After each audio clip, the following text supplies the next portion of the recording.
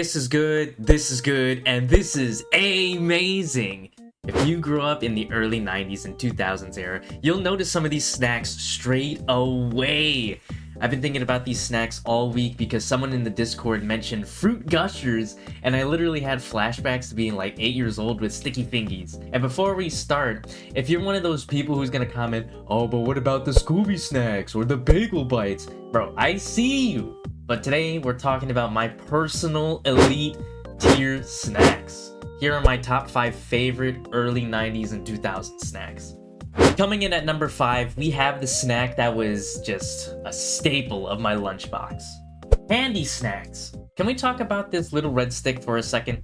This wasn't just a utensil, this was a straight up tool. Like, you had to develop the fine motor skills of a surgeon to get that orange cheese evenly distributed on all of those crackers. And the cheese, that wasn't just cheese. That was like someone described cheese to an alien who had never seen dairy in their life, and they were like, yeah, let's make it orange and the consistency of Play-Doh. But did we care?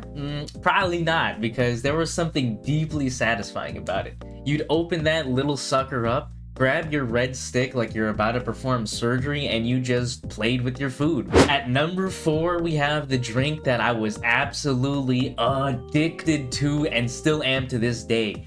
Little Hug fruit barrels. First off, can we just appreciate the engineering of these things? That foil on top was always hard as hell to get off.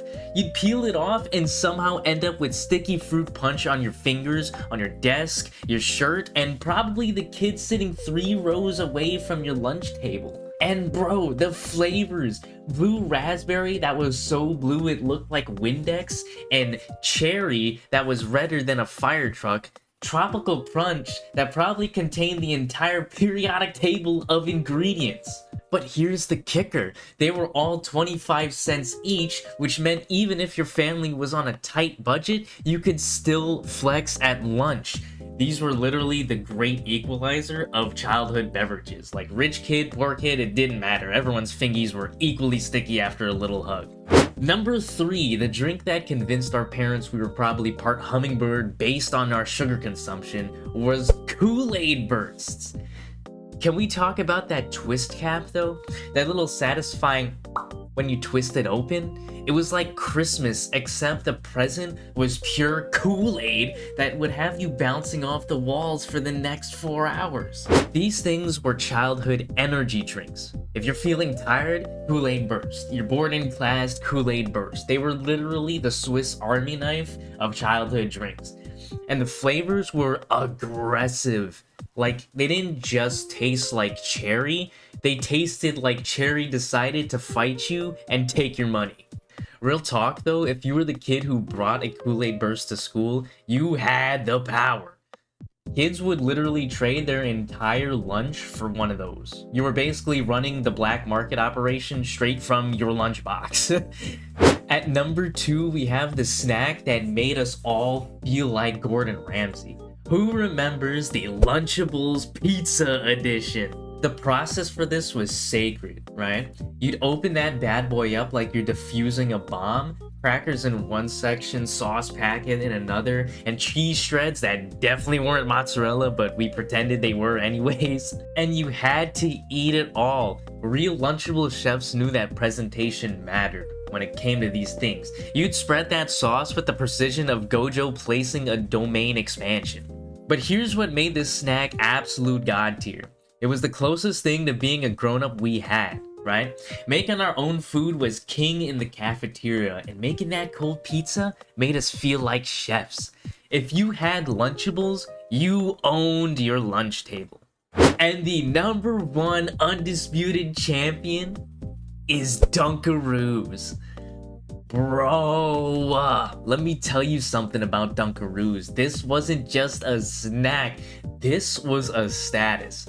This was you walking into that cafeteria like you owned the place. You literally had the golden ticket. Those cookies, they're mad adorable. But that frosting was literally sent by the heavens. It was like they took birthday cake frosting, made it portable, and said, here you go absolutely feral. The technique was everything. You had to master the perfect cookie to frosting ratio. Too much frosting and you use it all up with half your cookies left, and too little and you just look stupid. It was a delicate balance. And can we talk about the power that this snack gave you? Other kids would literally gather around your desk to watch you eat one of these things. You were literally the main character of lunchtime. But here's the real tea. The chocolate chip cookies with vanilla frosting were good, but the rainbow chip cookies with that funfetti frosting, that was peak. If you had those, you weren't just popular, you were royalty at your table. When they discontinued these in 2012, I got so sad, bro. Like, I'm just glad that they brought them back, because a world without Dunkaroos is not a world I'd want to live in. Like, actually.